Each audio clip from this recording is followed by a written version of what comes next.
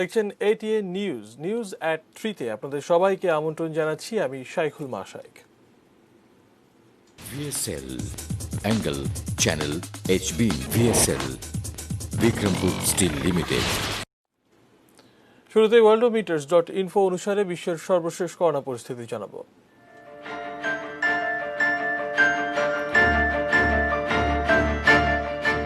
সারা বিশ্বে আক্রান্ত ৭৬,০৯,৭৩১, সুস্থ হয়েছেন ৩৮,৫২,৩৮৭ জন এবং মৃত্যু হয়েছে ৪,২৪,০৮৪ জনের। বাংলাদেশে আক্রান্ত ৮১,৫২৩, সুস্থ হয়েছেন ১৭,২৪৯ জন এবং এ পর্যন্ত মৃত্যু হয়েছে ১,০৯৫ জনের।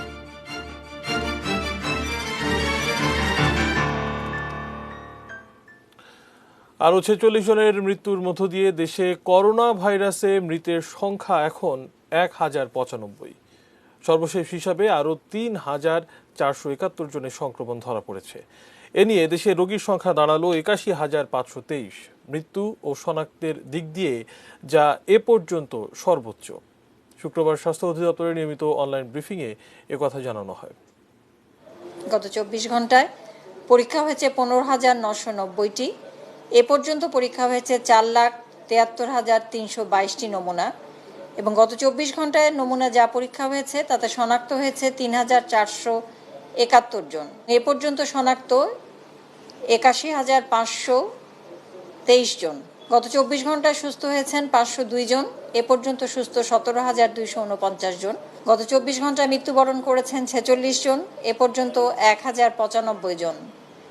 শনাক্ত বিবেচনায় মৃত্যুর হার ১.৩৪%। লকডাউনে থাকা পূর্ব রাজাবাজারে নিত্য পণ্যের বাড়তি দাম নেওয়ার অভিযোগ করেছেন বাসিন্দারা। কয়েকটি অনলাইন প্রতিষ্ঠানের সাইনবোর্ডে সরবরাহ করা হচ্ছে এসব নিত্যপণ্য। লকডাউনের তৃতীয় দিনে এসেও নানা অজুহাতে ভেতরে ঢোকা ও বাইরে বের হওয়ার চেষ্টা করছেন বাসিন্দারা। ইমরান হোসেন সুমনের রিপোর্ট দেখুন। করোনা সংক্রমণের রেড জোন পূর্ব রাজাবাজার। করোনাকালের ৩ মাসেরও বেশি সময় পর এখানে চলছে পরীক্ষামূলক লকডাউন। এর তৃতীয় দিন ছিল শুক্রবার। তবে নানা কারণেই এই লকডাউন এলাকা থেকে বের হওয়া প্রবেশ থামছে না। আছে আইন শৃঙ্খলা রক্ষাকারী বাহিনীর তৎপরতাও। লকডাউনের ফলে যে সমস্যার মুখোমুখি বাসিন্দারা তা হলো নিত্যপণ্য নিয়ে। যদিও প্রবেশে কড়াকড়ির কারণে বাসাবাড়িতে থাকাদের বক্তব্য জানা যায়নি, বাইরে থাকা স্বজনেরা সবজি, মাছ সহ অন্য জিনিস দিয়ে যাচ্ছেন প্রিয়জনদের। জানালেন বাইরের বাজারের চেয়ে অতিরিক্ত দাম আদায় করা হচ্ছে কিনা তা তারা বুঝতে পারছেন না। আমাদের যেটা দরকার, যে আম দরকার ছিল তাই বাইরে থেকে নিয়ে আসছি। আমটা তো আর ভিতরে নাই, এমনি অন্য কিছু ভিতরে আছে। ব্যাংকের থাকলে লাভ হবে কি, এবার ফ্রি তো দিচ্ছে না। সেখানে কি দাম বেশি না কি আছে? দাম বেশি কম কি আমরা তো জিজ্ঞাসা করতে পারি না, কারণ টাকা নেই, জিজ্ঞেস করে কি হবে। টাকা থাকলে তো মনে করেন ১ টাকার জিনিস ১০ টাকাতে কিনে খেতে পারবো, টাকা না থাকলে খাবো কোথা থেকে। লকডাউনের পর ঢাকা উত্তর সিটি কর্পোরেশন নিত্যপণ্য সরবরাহের দায়িত্ব দিয়েছে কয়েকটি প্রতিষ্ঠানকে। তারা বাজার মূল্যের চেয়ে অতিরিক্ত দাম আদায় করছে কিনা তাও জানা নেই স্বেচ্ছাসেবকদের। এখানে অনলাইনের 3টা গাড়ি অলরেডি ঢাকা উত্তর সিটি কর্পোরেশনে অনুমোদিত, 3টা গাড়ি 4টা গাড়ি আছে, নিত্য প্রয়োজনীয় জিনিসপত্র সব কিছু আছে। আমরা একেবারে বাজার মূল্যে দিচ্ছি। বাজারে যে মূল্যটা একদম সেই মূল্যটাতে আমরা দিচ্ছি। কিছু কিছু জায়গায় আমরা সেটা ফ্ল্যাট রেট করে দিয়েছি। পরিস্থিতি যেভাবে খারাপের দিকে যাচ্ছে তাতে সামাজিক দূরত্ব বজায় না রাখা কিংবা মাস্ক না পরলে করোনা সংক্রমণের ঝুঁকি বাড়তেই থাকবে। Imran Hossain Suman, ATN news, Dhaka. এবারে বাজেট প্রসঙ্গ।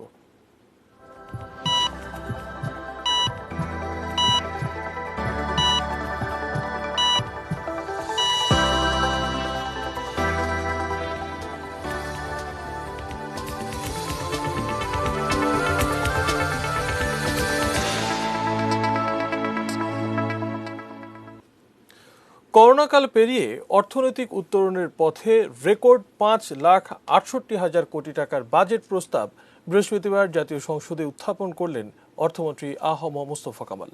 জানালেন, প্রণোদনা আর উন্নয়ন কর্মসূচির অর্থ যোগান দিতে রাজস্ব আয়ের লক্ষ্যমাত্রা অর্জনের আকাশ ছোঁয়ার প্রত্যাশা।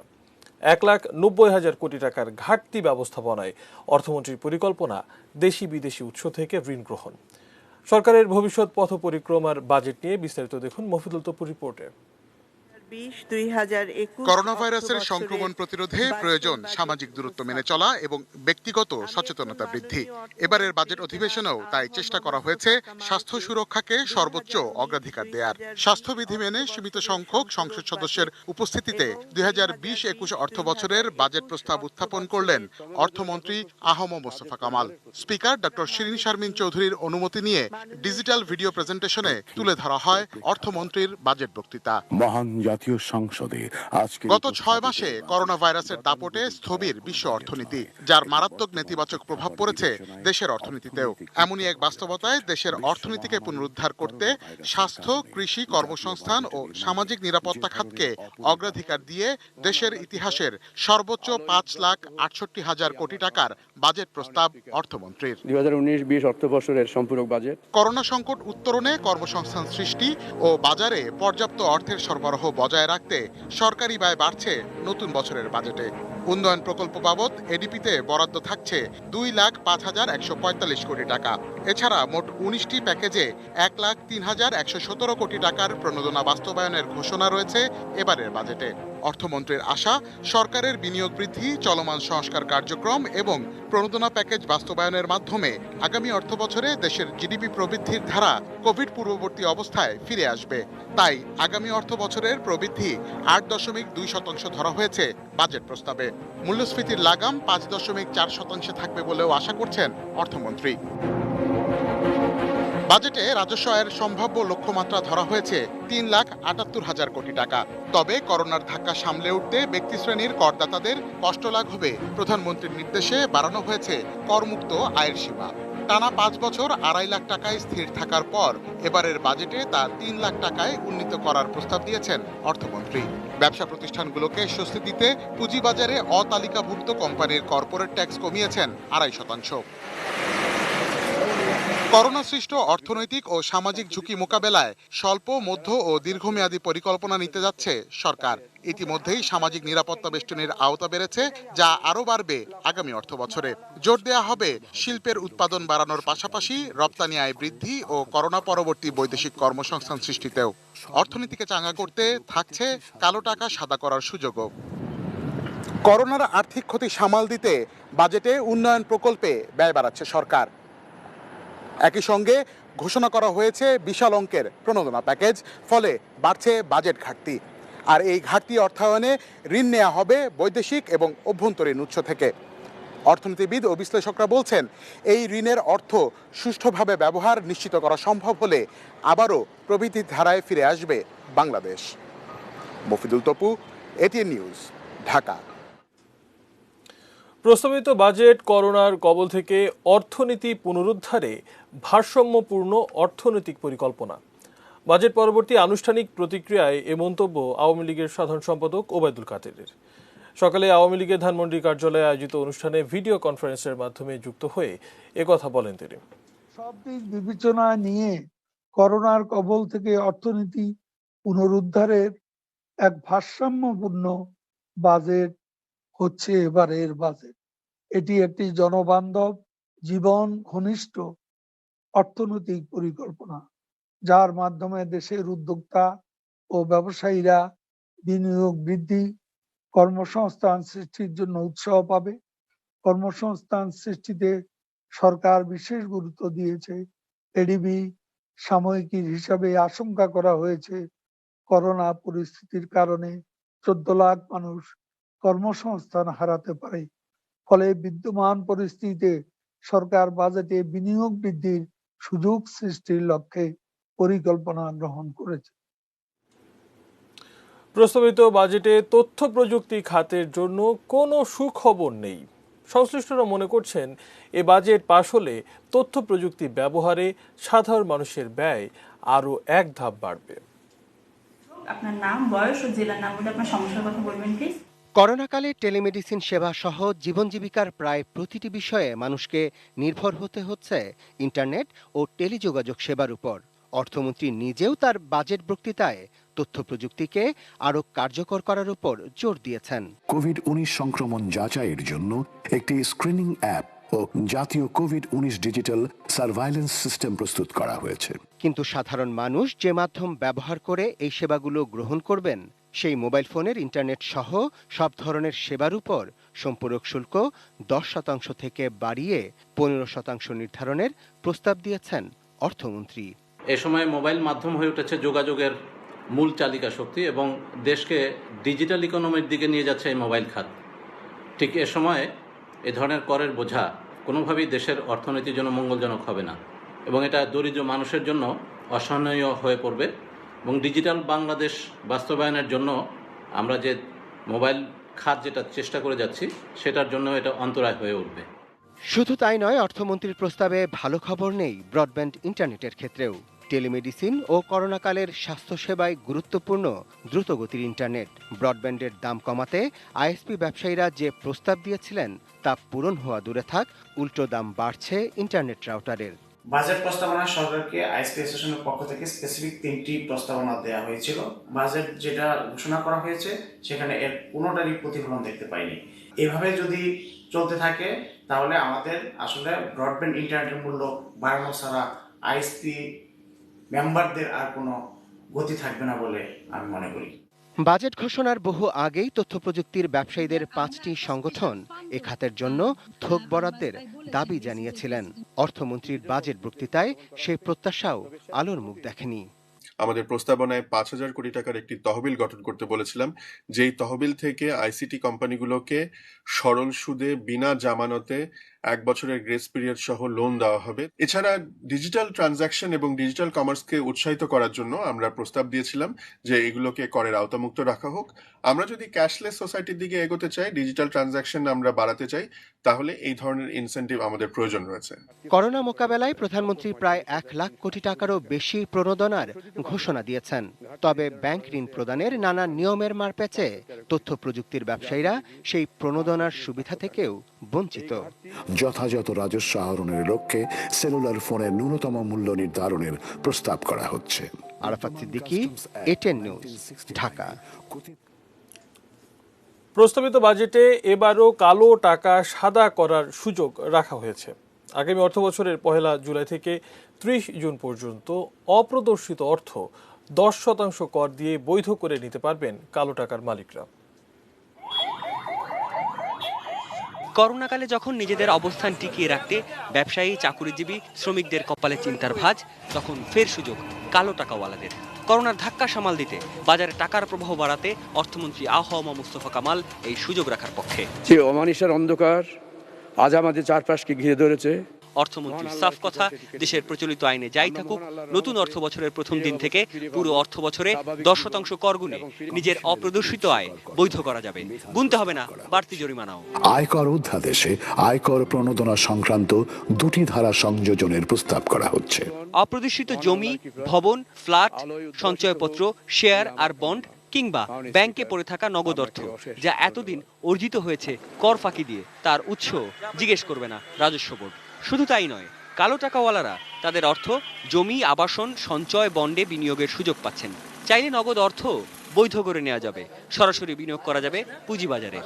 মাননীয় স্পিকার, তবে পরিসংখ্যান বলছে স্বাধীনতার পর থেকে 2016 পর্যন্ত নানা সময়ে এই সুযোগ রাখা হলেও এর ব্যবহার করে সাদা হয়েছে 13,372 কোটি কালো টাকা, আর এতে দেশের আয় 1,454 কোটি টাকা। আন্ডার ইনভয়েসিং, ওভার ইনভয়েসিং ও ভুয়া বিনিয়োগের মাধ্যমে অর্থ পাচার ও কর ফাঁকির প্রবণতা রোধকল্পে আয়কর অধ্যাদেশে একটি নতুন ধারা সংযোজন করা হবে। এদিকে এবারই প্রথম অর্থ পাচার ঠেকাতে আমদানি রপ্তানিতে দেওয়া তথ্য মিথ্যে প্রমাণ হলে বিনিয়োগের 50% অর্থ কর হিসেবে কেটে নেওয়া হবে ব্যবসায়ীদের পকেট থেকে। পরিসংখ্যান এও বলছে 10 বছরে দেশ থেকে অন্তত 5 লাখ কোটি টাকা পাচার হয়েছে। সাদাত হাবিব সেতু, এটিএন নিউজ, ঢাকা। 2020-21 অর্থবছরে শিক্ষা খাতে বরাদ্দ কিছুটা বেড়েছে, তবে গতানুগতিক বরাদ্দে করোনাকালে শিক্ষা খাতের বাস্তবতার কোনো প্রতিফলন নেই। প্রাথমিক, মাধ্যমিক ও অন্যান্য শিক্ষা কার্যক্রমে অবকাঠামো উন্নয়ন ও আইসিটি সম্পৃক্তকরণ প্রাধান্য পেয়েছে। আরও জানাচ্ছেন নাজিয়া আফরিন। উপস্থাপন 2020-21 প্রস্তাবিত জাতীয় বাজেটে শিক্ষা খাতে মোট ৬৫,১৯১ কোটি টাকার বরাদ্দের প্রস্তাব করা হয়েছে। চলতি 2019-20 অর্থবছরে যা ছিল ৬০,১১১৪ কোটি টাকা। জি মাননীয় অর্থমন্ত্রী, আপনি পেশ করুন। শতভাগ সাক্ষরতা লক্ষ্য অর্জন সহ অবকাঠামো উন্নয়ন, দারিদ্র্যপীড়িত এলাকায় স্কুল ফিডিং ও ইন্টারঅ্যাক্টিভ ক্লাসরুম তৈরির প্রতি বেশি জোর দেওয়া হয়েছে এবারের বাজেটেও।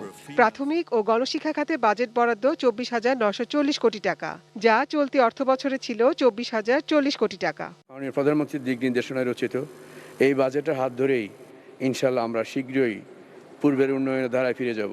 বাজেট প্রস্তাবনায় বলা হয়েছে শিক্ষক ও শিক্ষা ব্যবস্থাপনায় জড়িত কর্মচারীদের আর্থিক সক্ষমতার বিষয় ও গবেষণাকে গুরুত্ব দেওয়া হয়েছে এবারের বাজেটে।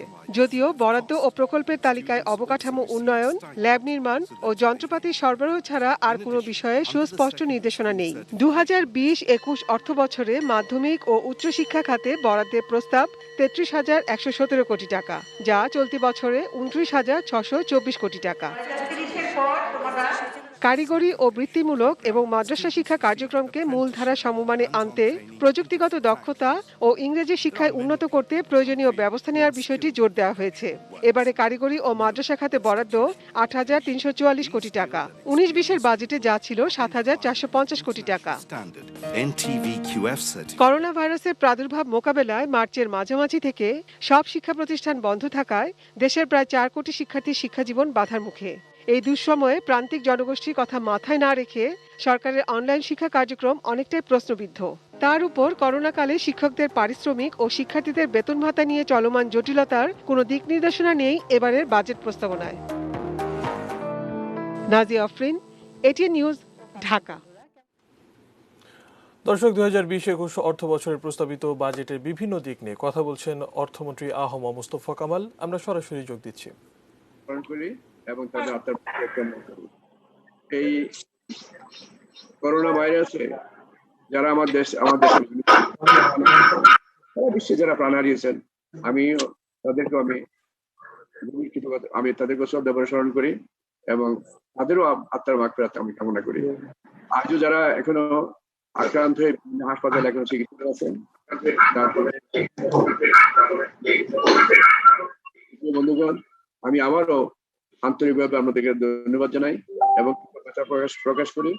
এই কঠিন অবস্থার মাঝেও আমরা কষ্ট করে আজকের আমাদের বাজেট পরবর্তী অনুষ্ঠানে আমরা আমাদের সাথে যুক্ত হয়েছে, এই জন্য অনেক অনেক ধন্যবাদ। আমি আজকের এই সংবাদ সম্মেলনে যুক্ত হওয়া আমার সহকর্মী প্রতিনিধি ও প্রিয় সাংবাদিক ভাই বোনেরা, আপনাদের আবার সকলে আল্লাহর রহমতে ভালো আছেন। বাজেট উত্তর সংবাদ সম্মেলন আপনাদের সবাইকে আমি স্বাগত জানাচ্ছি। আবার যারা এখন এতক্ষণ সবাইকে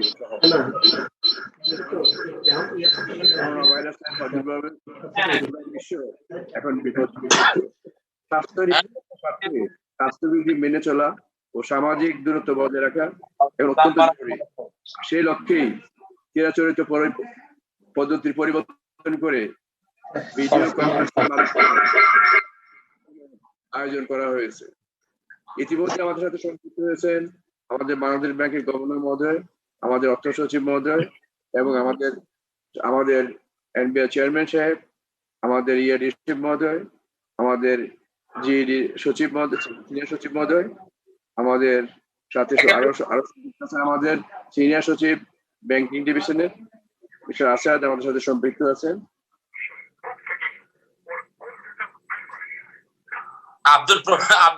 আব্দুল মান্নান ঢুকছে, কোন আরেকজন আইডি দিয়ে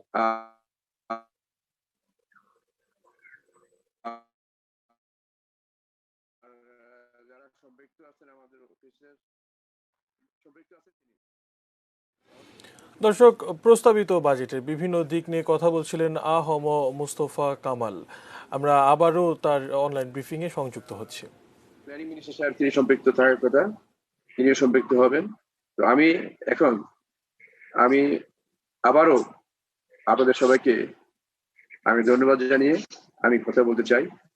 বন্ধুগণ, এইবারের বাজেটটি এটি একটি স্বাভাবিক বাজেট নয়, আমি আগেই বলেছি স্বাভাবিক বাজেট হলে আমাদের উৎসাহ তো অন্য জায়গায়। আজকে আমাদেরকে ক্রান্তিকালে আমরা এখন ভিন্ন পথে এবং কিছু ভিন্নতায় আমরা সবাই অবস্থান নিচ্ছি।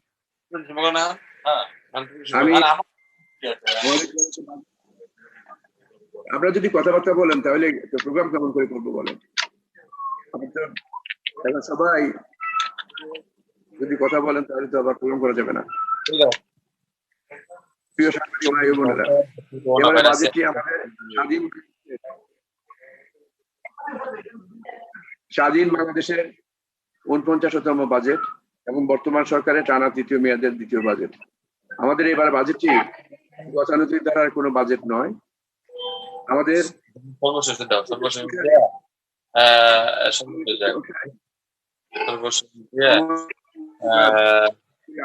আমাদেরকে আবার নতুন সুযোগ বক্তৃতা করছে এবং জন্য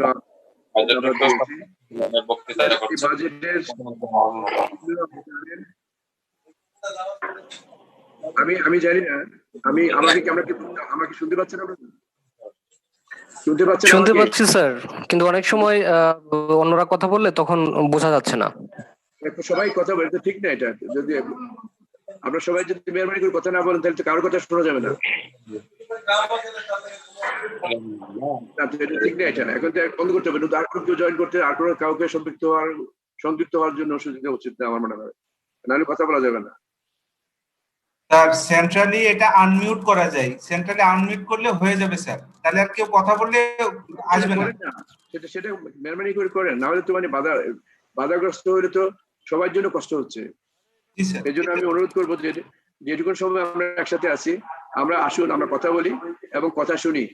আমরা তো কথা বলা এবং শোনার জন্য আমরা এখানে একত্রিত হয়েছি। এই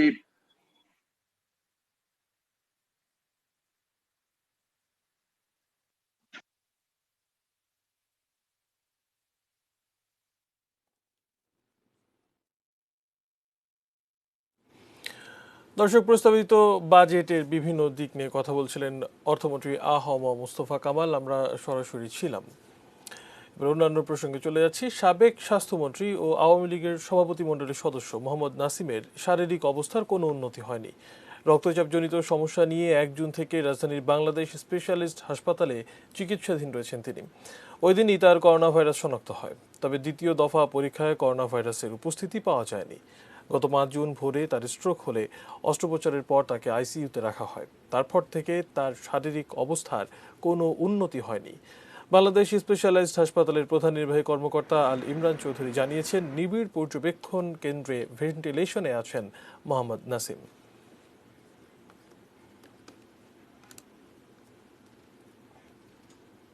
সময় হলো বাজিদ স্টিল বিরতি নেবার, এরপর আরো যে থাকছে।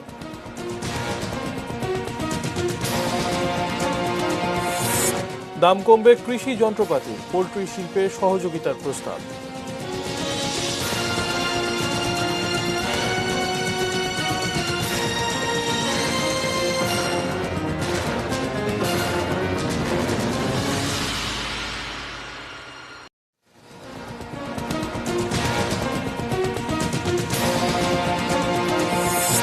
করোনায় সর্বোচ্চ ৪৬ জনের মৃত্যু, আক্রান্ত ৩,৪৭১। করোনা থেকে অর্থনীতি পুনরুদ্ধারের পরিকল্পনা এই বাজেট, মন্তব্য ওবায়দুল কাদেরের। ৫,৬৮,০০০ কোটি টাকার বাজেট, ব্যয় বাড়ছে তথ্য প্রযুক্তি ব্যবহারে। প্রস্তাবিত বাজেট গতানুগতিক ও অবাস্তব বলছে সিপিডি। এবং ১০% কর দিয়ে বৈধ করা যাবে কালো টাকা।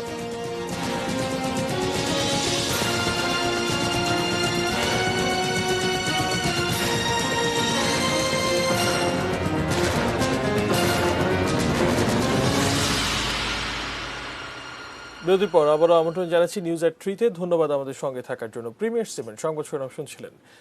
দর্শক, অর্থমন্ত্রী আহম মুস্তফা কামাল গতকাল প্রস্তাবিত 2020-21 অর্থ বছরের বাজেটের বিভিন্ন দিক নিয়ে এই মুহূর্তে কথা বলছেন। আমরা সরাসরি অনলাইনে সংযুক্ত হচ্ছি। আমি আবারও আপনাদের সবাইকে ধন্যবাদ জানাচ্ছি। আমি আপাতত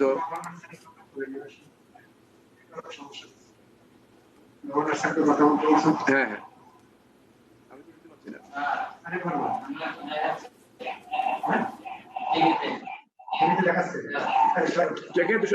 এখানে তো পাচ্ছি না।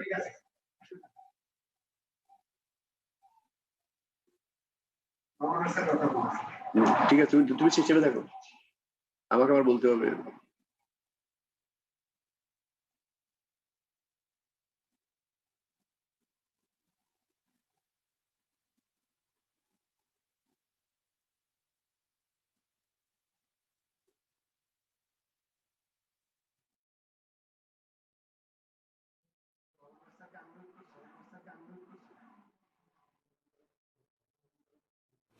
অর্থমন্ত্রী আহম মুস্তফা কামাল বাজেটের বিভিন্ন দিক নিয়ে বক্তব্য রাখছিলেন অনলাইনে। আমরা সরাসরি সংযুক্ত ছিলাম। এবার অন্যান্য প্রসঙ্গের খবর জানাবো। করোনাকাল এবং পরবর্তী খাদ্য সংকট মোকাবেলা এবং কর্মসংস্থান সৃষ্টির লক্ষ্যে কৃষি খাতে বরাদ্দ দেওয়া হয়েছে 29,983 কোটি টাকা, যা মোট বাজেটের 5.2%। এর মধ্যে কৃষিতে ভর্তুকির পরিমাণ ধরা হয়েছে 9,501 কোটি টাকা। করোনাকালে বিশ্বজুড়েই এখন অন্যতম শঙ্কার নাম খাদ্য নিরাপত্তা। আমদানি কমে যাওয়ায় এই খাতে ঘাটতি মেটাতে তাই অভ্যন্তরীণ উৎসের উপরে নির্ভরতার কথা বলছেন বিশেষজ্ঞরা। করোনা পরবর্তী পরিস্থিতিতে কোনোভাবেই যাতে খাদ্য সংকট সৃষ্টি না হয়, আর একে গুরুত্ব দিয়েই 2020-21 অর্থ বছরে বাজেট পরিকল্পনায় উৎপাদন বাড়ানোকেই বিবেচনায় আনার প্রস্তাব অর্থমন্ত্রীর। কৃষি ভর্তুকি 9,500 কোটি টাকা। বাজেটে কৃষি খাতের বরাদ্দ ব্যয় হয় কৃষি, মৎস্য ও প্রাণী সম্পদ, পরিবেশ ও বন, ভূমি এবং পানি সম্পদ মন্ত্রণালয়ের মাধ্যমে। আসছে বাজেটে এই বরাদ্দের মধ্যে মোট উন্নয়ন ব্যয় ধরা হয়েছে 11,868 কোটি টাকা। কৃষিতে ভর্তুকি বেড়েছে গতবারের তুলনায় 1,500 কোটি টাকা বেশি, হয়েছে 9,501 কোটি টাকা। মৎস্য খাতের উন্নয়ন ও বাজারজাত সমস্যার সমাধানে সহযোগিতার প্রস্তাব রয়েছে বাজেটে। গভীর সমুদ্রে মৎস্য সম্পদ আহরণে নতুন প্রযুক্তিকেও উৎসাহিত করার কথা বলা হয়েছে। করোনার কারণে বড় ধরনের হোঁচট খেয়েছে পোল্ট্রি ও দুগ্ধ শিল্প। সে কারণে ডিম, দুধ ও প্রাণী সম্পদের বাজারজাত করতে সহযোগিতার পাশাপাশি পশুখাদ্যের দাম নিয়ন্ত্রণে সহযোগিতার প্রস্তাবও করা হয়েছে এই বাজেটে। তবে অর্থমন্ত্রীর এই অঙ্কের হিসেব বোধগম্য নয় সাধারণ কৃষকের কাছে। তারা চান উৎপাদিত পণ্যের ন্যায্য মূল্য এবং নগদ সহায়তা। যার 20 বিঘা 40 বিঘা মাটি আছে সে পাচ্ছে, যার 2-4 বিঘা মাটি সে তো পাইছে না। সরকার সরাসরি কৃষককে নিজে দেয়, তাহলে উপকার হবে কৃষকের। এছাড়া করোনাকালে কর্মহীন হয়ে পড়া বিশাল এক জনগোষ্ঠী ফিরে যাচ্ছেন গ্রামে, আর সেখানে তাদের উপার্জনের মূল নির্ভরতা থাকবে কৃষির উপরই। কিন্তু এই বাস্তবতাকে মোকাবেলা করার কোনো পথের কথা বলা হয়নি এবারের প্রস্তাবিত বাজেটে। Ferdous Rahman, ATN news, Dhaka. এবার অন্যান্য প্রসঙ্গ। কুড়িগ্রামের ফুলবাড়ির গঙ্গারহাট বাজার এলাকায় সেপটিক ট্যাঙ্কে পড়ে 2 শ্রমিকের মৃত্যু হয়েছে। ফায়ার সার্ভিস জানায়, সকালে গঙ্গারহাট এলাকার আব্দুল আওয়ালের নির্মাণাধীন সেপটিক ট্যাঙ্কে নেমেছিল নির্মাণ শ্রমিক আল আমিন। বেশ কিছুক্ষণ ধরে তার সাড়া না পাওয়ায় সুজন নামে আরেক শ্রমিক তাকে উদ্ধার করতে নামেন। পরে তাদের দুজনের সাড়া না পেলে এলাকাবাসী ফায়ার সার্ভিসকে খবর দেয়। ফায়ার সার্ভিসের উদ্ধারকারী দল এসে দুজনের মৃতদেহ উদ্ধার করে।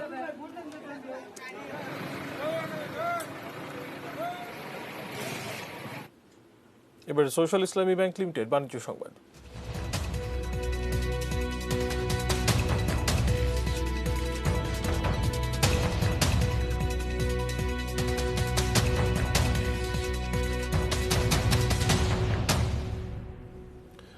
প্রথম মার্কিন প্রতিষ্ঠান হিসেবে $1.5 ট্রিলিয়ন বাজার মূল্য ছাড়িয়েছে প্রযুক্তি জায়ান্ট অ্যাপলের। অ্যাপ স্টোরে বিক্রিতে উন্নতির পাশাপাশি ARM প্রসেসরের ম্যাক এবং চলতি বছর বসন্তে 5G আইফোনের উন্মোচন বিবেচনায় শেয়ার মূল্য বেড়েছে অ্যাপলের। $352 মার্কিন শেয়ার মূল্যে 430 কোটি শেয়ারের হিসেবে বুধবার প্রযুক্তি জায়ান্ট প্রতিষ্ঠানটির বাজার মূল্য দাঁড়িয়েছে $1.53 ট্রিলিয়ন। এর আগে 2018 সালে প্রথম মার্কিন প্রতিষ্ঠান হিসেবে $1 ট্রিলিয়ন বাজার মূল্যের মাইল ফলকে পৌঁছে অ্যাপল। মিডল প্রেজেন্স কৃষি সংবাদ সুজলা সুফলা থাকছে।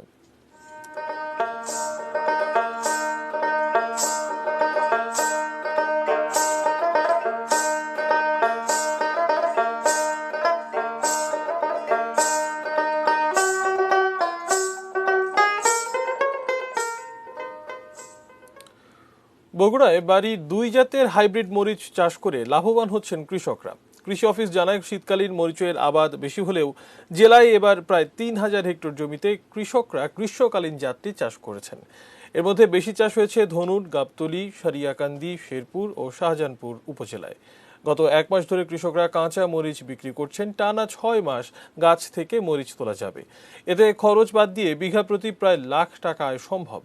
কৃষি কর্মকর্তারা জানান, সারা দেশেই বগুড়ার কাঁচা মরিচের বেশ চাহিদা রয়েছে। কৃষকরা প্রত্যাশা করছেন, করোনা পরিস্থিতির পর পরিবহন সংকট কেটে গেলে লাভ আরও বেশি হবে।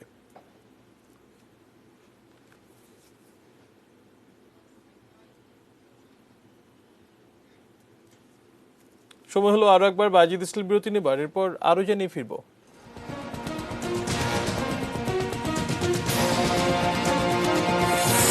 কর্মকর্তাদের উপর মার্কিন নিষেধাজ্ঞার সমালোচনা আইসিসির, এবং ইংল্যান্ড সফরের জন্য পাকিস্তান দলের তালিকা প্রকাশ।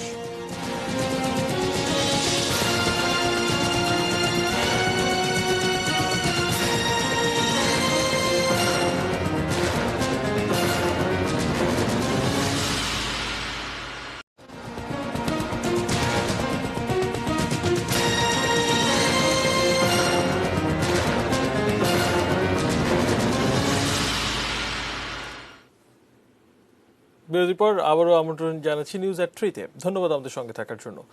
আন্তর্জাতিক খবর জানাবো। আফগানিস্তানের যুদ্ধপরাধের তদন্তে নিয়োজিত আন্তর্জাতিক আদালতের কর্মকর্তা কর্মচারীদের উপর মার্কিন প্রেসিডেন্ট ডোনাল্ড ট্রাম্পের নিষেধাজ্ঞা আরোপের সিদ্ধান্তের সমালোচনা করেছে সংস্থাটি। এক বিবৃতিতে নেদারল্যান্ডসের হেগ ভিত্তিক আদালত বলে, এটি আন্তর্জাতিক অপরাধের বিচারের উপর হস্তক্ষেপ ও যারা সহিংসতার শিকার তাদেরও ন্যায় বিচার পাওয়া থেকে বঞ্চিত করবে। এতে বলা হয়, এটি আইনের শাসনের উপর সরাসরি হস্তক্ষেপ। আন্তর্জাতিক বিচার আদালতের উপর একের পর এক আক্রমণের ধারাবাহিকতায় করা হয়েছে এটি। বৃহস্পতিবার এক নির্বাহী আদেশে বলে, আন্তর্জাতিক আদালতের কর্মকর্তা কর্মচারীদের সম্পত্তি বাজেয়াপ্ত ও তাদের আত্মীয় স্বজনের যুক্তরাষ্ট্রে প্রবেশের উপর নিষেধাজ্ঞা আরোপ করেন ট্রাম্প। খেলার খবর জানাবো।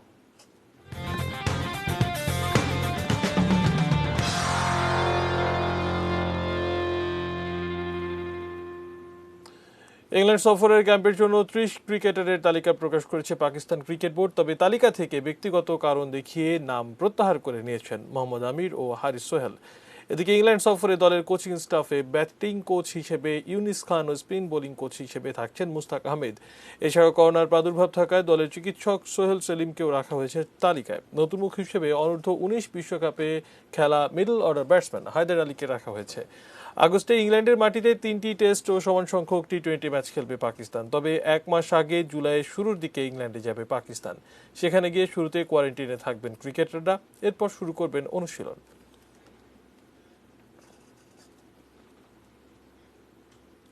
এবার এক নজরে প্রিমিয়ার লিগের শিরোনামগুলো জানিয়ে দিচ্ছি আরো একবার।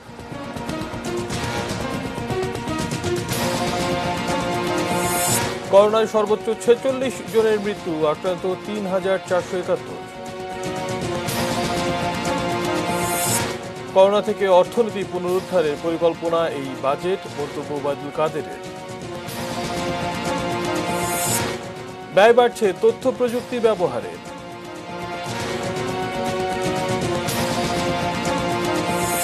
প্রস্তাবিত বাজেট গতানুগতিক ও অবাস্তব, প্রতিক্রিয়া শ্রীপিডি। 10% কর দিয়ে বৈধ করা যাবে কালো টাকা। দাম কমবে কৃষি যন্ত্রপাতির, পোল্ট্রি শিল্পে সহযোগিতার প্রস্তাব। কর্মকর্তাদের উপর মার্কিন নিষেধাজ্ঞার সমালোচনা আইসিসির।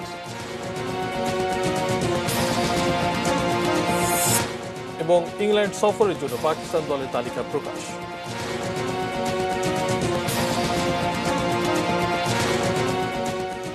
এই ছিল নিউজ এট 3। সঙ্গে থাকুন, দেখতে থাকুন ATN নিউজ।